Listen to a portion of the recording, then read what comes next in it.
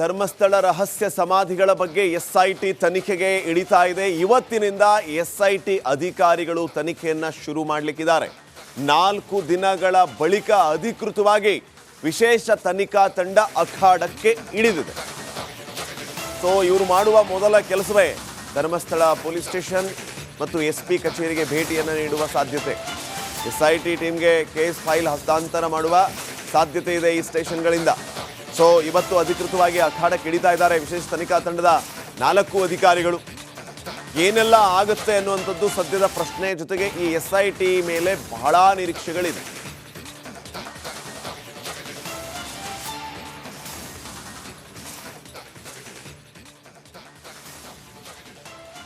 ವಿಶೇಷ ತನಿಖಾ ತಂಡದಲ್ಲಿ 4 ಅಧಿಕಾರಿಗಳಿದ್ದಾರೆ. ಇವರು ಮತ್ತೆ ತಮ್ಮಲ್ಲಿಗೆ ತಂಡವನ್ನು ರಚನೆ ಮಾಡೋದಕ್ಕೆ ತಮಗೆ ಬೇಕಾದಂಥ ಅಧಿಕಾರಿ ಸಿಬ್ಬಂದಿಯನ್ನು ನೇಮಕ ಮಾಡಿಕೊಳ್ತಾರೆ. ಅವರಿಗೆ ಪ್ರತ್ಯೇಕವಾಗಿ ಒಂದೊಂದು ಹೊಣೆಯನ್ನು ನೀಡಲಾಗುತ್ತೆ. ಆ ಪ್ರಕಾರವಾಗಿ ಅವರು ಆ ಕೆಲಸವನ್ನು ಮಾಡ್ತಾರೆ. ಇವತ್ತು ಅಧಿಕೃತವಾಗಿ ಈ ಎಲ್ಲ ಅಧಿಕಾರಿಗಳು ಧರ್ಮಸ್ಥಳಕ್ಕೆ ಭೇಟಿಯನ್ನು ಕೊಡ್ತಾರೆ ವಿಶೇಷ ತನಿಖಾ ತಂಡ ಅನ್ನುವಂಥ ವಿಚಾರ ಗೊತ್ತಾಗ್ತಾ ಇದೆ. ಇನ್ನಷ್ಟು ಡೀಟೇಲ್ಸನ್ನು ಕೊಡ್ತಾರೆ ನಮ್ಮ ಪ್ರತಿನಿಧಿ ದಿನೇಶ್. ಈಗ ಫೋನ್ ಸಂಪರ್ಕದಲ್ಲಿ. ದಿನೇಶ್, ಎಸ್ಐಟಿ ಟೀಮ್ ಇವತ್ತು ಅಧಿಕೃತವಾಗಿ ಅಖಾಡಕ್ಕೆ ಇಳಿತಾ ಇದೆ. ಧರ್ಮಸ್ಥಳ ಪೊಲೀಸ್ ಸ್ಟೇಷನ್ಗೆ SP ಕಚೇರಿಗೆ ಬರ್ತಾರೆ ಅನ್ನುವಂಥದ್ದು. ಅಂದರೆ ಈ ಮುಖ್ಯವಾಗಿ 4 ಅಧಿಕಾರಿಗಳೇನಿದ್ದಾರೆ ಇವರು ಬರ್ತಾ ಇದ್ದಾರೆ. ಪ್ರಣವ್ ಮೊಹಾಂತಿ, ಅನುಚೇತ್ ಇತ್ಯಾದಿ 4 ಅಧಿಕಾರಿಗಳೇನಿದ್ದಾರೆ ಅವರು, ಅಥವಾ ಅವರಲ್ಲೇ ಮತ್ತೆ ಏನು ಟೀಮ್ಗಳು ರೆಡಿ ಆಗಿದೆ ಅವರು ಬರ್ತಾರ? ಶ್ರೀಪಾದ್ ಪಾಟೀಲ್, ಧರ್ಮಸ್ಥಳದಲ್ಲಿ 100 ಶವಗಳನ್ನ ಹೂತಿಟ್ಟ ಪ್ರಕರಣಕ್ಕೆ ಸಂಬಂಧಿಸಿದಂತೆ ಈಗಾಗಲೇ SIT ತಂಡ ಕೂಡ ರಚನೆ ಆಗಿರುವಂತದ್ದು. SIT ತಂಡ ರಚನೆಯಾಗಿ 4 ದಿನಗಳು ಆಗಿರುವಂತದ್ದು. ಅಂದ್ರೆ ಮೊನ್ನೆ ಆದಿತ್ಯವಾರ ದಿವಸ ಈ ಒಂದು SIT ತಂಡ ರಚನೆಯಾಗಿ ಗೃಹ ಸಚಿವರನ್ನು ಕೂಡ ಭೇಟಿ ಆಗಿರುವಂತದ್ದು. ಹೀಗಾಗಿ ಇವತ್ತು ಜಿಲ್ಲೆಗೆ ಭೇಟಿ ನೀಡುವಂತ ಕೂಡ ಇರುವಂತದ್ದು. SIT ತಂಡ ಜಿಲ್ಲೆಗೆ ಭೇಟಿ ನೀಡಿ ಪರಿಶೀಲನೆಯನ್ನು ಮತ್ತು ಒಂದಷ್ಟು ಏನು ಮಾಹಿತಿಗಳನ್ನು ಕೂಡ ಪಡೆಯುವಂತಹ ಸಾಧ್ಯತೆಗಳು ಕೂಡ ಇರುವಂತದ್ದು. ಅಂದ್ರೆ ಮೊಹಂತಿ ನೇತೃತ್ವದ ಈ ಒಂದು SIT ತಂಡ ಏನಿದೆ ಪ್ರಮುಖವಾಗಿ ಈ ಜಿಲ್ಲಾ ಏನು SP ಅವರನ್ನು ಭೇಟಿಯಾಗಿ ಅವರಿಂದ ಮಾಹಿತಿ ಕಲೆ ಹಾಕಿ ಬಳಿಕ ಧರ್ಮಸ್ಥಳ ಪೊಲೀಸ್ ಠಾಣೆಗೆ ಮತ್ತು ಬೆಳ್ತಂಗಡಿ ಪೊಲೀಸ್ ಠಾಣೆಗೆ ಭೇಟಿ ನೀಡುವ ಸಾಧ್ಯತೆಗಳು ಕೂಡ ಇರುವಂತದ್ದು. ಅಂದ್ರೆ ಈ ಒಂದು ಏನು ಬಹುತಿಟ್ಟ ಏನು ಶವಗಳ ಪ್ರಕರಣಕ್ಕೆ ಸಂಬಂಧಿಸಿದ ಒಂದಷ್ಟು ಪ್ರಕರಣಗಳೇನಿದೆ ಇದು ಪ್ರಮುಖವಾಗಿ ದಾಖಲಾಗಿರುವಂತದ್ದು ಧರ್ಮಸ್ಥಳ ಪೊಲೀಸ್ ಠಾಣೆಯಲ್ಲಿ. ಜೊತೆಗೆ ಆ ಧರ್ಮಸ್ಥಳ ಪೊಲೀಸ್ ಠಾಣೆಗಿಂತಲೂ ಹಿಂದೆ ಇದ್ದಂತ ಪೊಲೀಸ್ ಠಾಣೆ ಅಂದ್ರೆ ಅದು ಬೆಳ್ತಂಗಡಿ ಪೊಲೀಸ್ ಠಾಣೆ. ಹೀಗಾಗಿ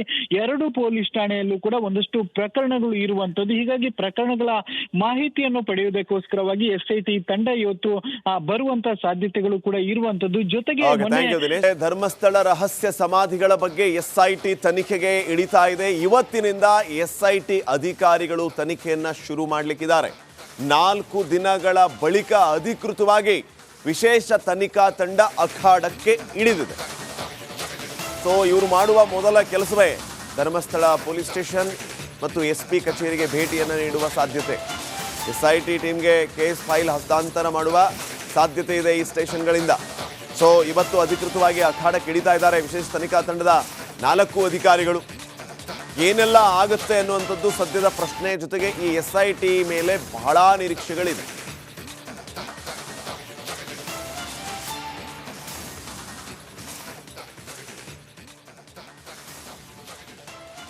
ವಿಶೇಷ ತನಿಖಾ ತಂಡದಲ್ಲಿ 4 ಅಧಿಕಾರಿಗಳಿದ್ದಾರೆ.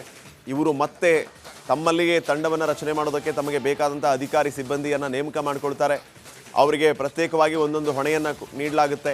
ಆ ಪ್ರಕಾರವಾಗಿ ಅವರು ಆ ಕೆಲಸವನ್ನು ಮಾಡ್ತಾರೆ. ಇವತ್ತು ಅಧಿಕೃತವಾಗಿ ಈ ಎಲ್ಲ ಅಧಿಕಾರಿಗಳು ಧರ್ಮಸ್ಥಳಕ್ಕೆ ಭೇಟಿಯನ್ನು ಕೊಡ್ತಾರೆ ವಿಶೇಷ ತನಿಖಾ ತಂಡ ಅನ್ನುವಂಥ ವಿಚಾರ ಗೊತ್ತಾಗ್ತಾ ಇದೆ. ಇನ್ನಷ್ಟು ಡೀಟೇಲ್ಸನ್ನು ಕೊಡ್ತಾರೆ ನಮ್ಮ ಪ್ರತಿನಿಧಿ ದಿನೇಶ್. ಈಗ ಫೋನ್ ಸಂಪರ್ಕದಲ್ಲಿ. ದಿನೇಶ್, SIT ಟೀಮ್ ಇವತ್ತು ಅಧಿಕೃತವಾಗಿ ಅಖಾಡಕ್ಕೆ ಇಳಿತಾ ಇದೆ. ಧರ್ಮಸ್ಥಳ ಪೊಲೀಸ್ ಸ್ಟೇಷನ್ಗೆ SP ಕಚೇರಿಗೆ ಬರ್ತಾರೆ ಅನ್ನುವಂಥದ್ದು. ಅಂದರೆ ಈ ಮುಖ್ಯವಾಗಿ 4 ಅಧಿಕಾರಿಗಳೇನಿದ್ದಾರೆ ಇವರು ಬರ್ತಾ ಇದ್ದಾರೆ. ಪ್ರಣವ್ ಮೊಹಾಂತಿ, ಅನುಚೇತ್ ಇತ್ಯಾದಿ 4 ಅಧಿಕಾರಿಗಳೇನಿದ್ದಾರೆ ಅವರು, ಅಥವಾ ಅವರಲ್ಲೇ ಮತ್ತೆ ಏನು ಟೀಮ್ಗಳು ರೆಡಿ ಆಗಿದೆ ಅವರು ಬರ್ತಾರ?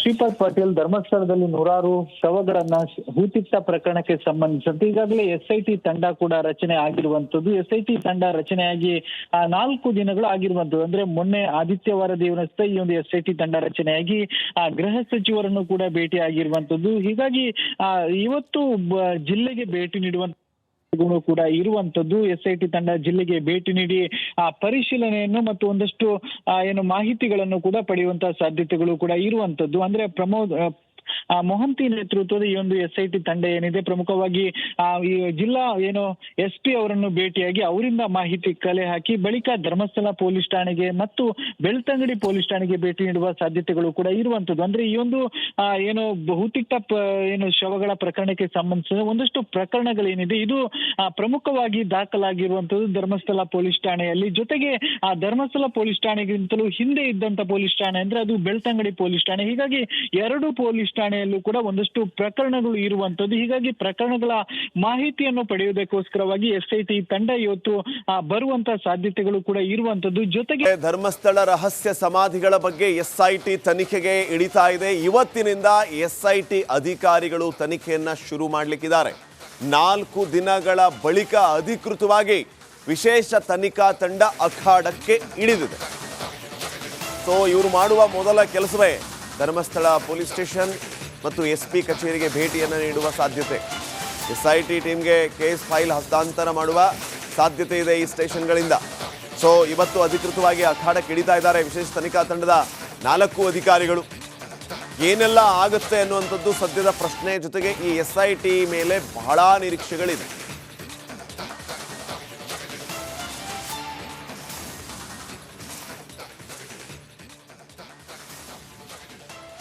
ವಿಶೇಷ ತನಿಖಾ ತಂಡದಲ್ಲಿ 4 ಅಧಿಕಾರಿಗಳಿದ್ದಾರೆ. ಇವರು ಮತ್ತೆ ತಮ್ಮಲ್ಲಿಯೇ ತಂಡವನ್ನು ರಚನೆ ಮಾಡೋದಕ್ಕೆ ತಮಗೆ ಬೇಕಾದಂಥ ಅಧಿಕಾರಿ ಸಿಬ್ಬಂದಿಯನ್ನು ನೇಮಕ ಮಾಡಿಕೊಳ್ತಾರೆ. ಅವರಿಗೆ ಪ್ರತ್ಯೇಕವಾಗಿ ಒಂದೊಂದು ಹೊಣೆಯನ್ನು ನೀಡಲಾಗುತ್ತೆ. ಆ ಪ್ರಕಾರವಾಗಿ ಅವರು ಆ ಕೆಲಸವನ್ನು ಮಾಡ್ತಾರೆ. ಇವತ್ತು ಅಧಿಕೃತವಾಗಿ ಈ ಎಲ್ಲ ಅಧಿಕಾರಿಗಳು ಧರ್ಮಸ್ಥಳಕ್ಕೆ ಭೇಟಿಯನ್ನು ಕೊಡ್ತಾರೆ ವಿಶೇಷ ತನಿಖಾ ತಂಡ ಅನ್ನುವಂಥ ವಿಚಾರ ಗೊತ್ತಾಗ್ತಾ ಇದೆ. ಇನ್ನಷ್ಟು ಡೀಟೇಲ್ಸನ್ನು ಕೊಡ್ತಾರೆ ನಮ್ಮ ಪ್ರತಿನಿಧಿ ದಿನೇಶ್ ಈಗ ಫೋನ್ ಸಂಪರ್ಕದಲ್ಲಿ. ದಿನೇಶ್, SIT ಟೀಮ್ ಇವತ್ತು ಅಧಿಕೃತವಾಗಿ ಅಖಾಡಕ್ಕೆ ಇಳಿತಾ ಇದೆ. ಧರ್ಮಸ್ಥಳ ಪೊಲೀಸ್ ಸ್ಟೇಷನ್ಗೆ SP ಕಚೇರಿಗೆ ಬರ್ತಾರೆ ಅನ್ನುವಂಥದ್ದು. ಅಂದರೆ ಈ ಮುಖ್ಯವಾಗಿ ಈ 4 ಅಧಿಕಾರಿಗಳೇನಿದ್ದಾರೆ ಇವರು ಬರ್ತಾ ಇದ್ದಾರೆ, ಪ್ರಣವ್ ಮೊಹಾಂತಿ, ಅನುಚೇತ್ ಇತ್ಯಾದಿ 4 ಅಧಿಕಾರಿಗಳೇನಿದ್ದಾರೆ ಅವರು, ಅಥವಾ ಅವರಲ್ಲೇ ಮತ್ತೆ ಏನು ಟೀಮ್ಗಳು ರೆಡಿ ಆಗಿದೆ ಅವರು ಬರ್ತಾರ?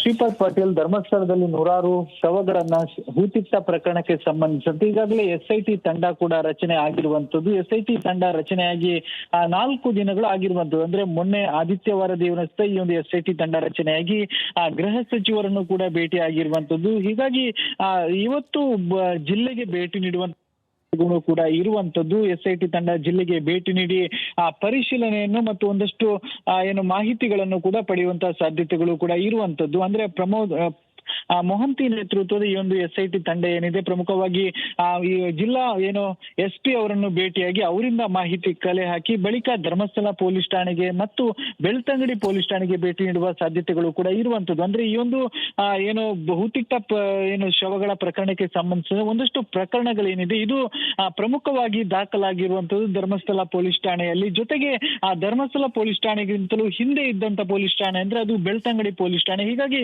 ಎರಡು ಪೊಲೀಸ್ ಠಾಣೆಯಲ್ಲೂ ಕೂಡ ಒಂದಷ್ಟು ಪ್ರಕರಣಗಳು ಇರುವಂತದ್ದು. ಹೀಗಾಗಿ ಪ್ರಕರಣಗಳ ಮಾಹಿತಿಯನ್ನು ಪಡೆಯುವುದಕ್ಕೋಸ್ಕರವಾಗಿ SIT ತಂಡ ಇವತ್ತು